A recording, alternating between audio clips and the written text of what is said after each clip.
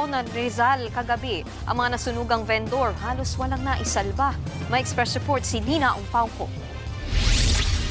Makapal na usok at malaking apoy ang gumulantang sa mga tindero-tindera sa Binangonan Public Market sa Barangay Libid, Rizal, bandang alas 7 kagabi. Maraming paninda ang gawa sa plastik kaya mabilis na kumalat ang apoy na agad iniakyat sa ikatlong alarma. May mga sumabog ding LPG. Ayon sa mga responding bumbero, pahirapan na ang pag-apula dahil nasa gitna ng palengke ang sentro ng sunog. Medyo kinakapos tayo sa tubig kasi ang supply natin ng tubig, isang hydrant ang malapit na nandito. At medyo mahina yung supply namin ng tubig. Labis ang panlulumo ng mga nagtitinda na halos walang naisalba.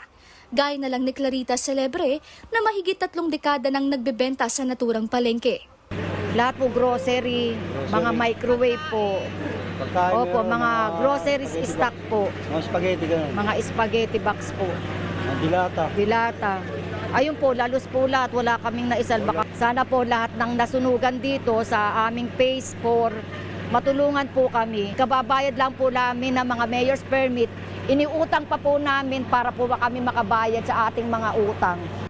Hindi rin alam ni Hermie Cerda kung paano muli magsisimula matapos matupok ang 6 niyang pwesto. Tambo namin sa bahay namin, tanong kasi namin yung mga alas 7 siguro yun, alas 8. Saan kami kukuha ng bagong ng mga ibang paninda namin.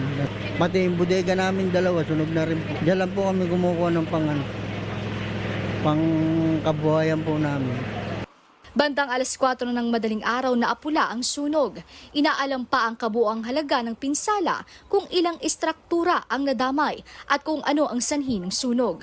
Paalala naman ng Bureau of Fire Protection sa mga negosyante, lalo ngayong Fire Prevention Month.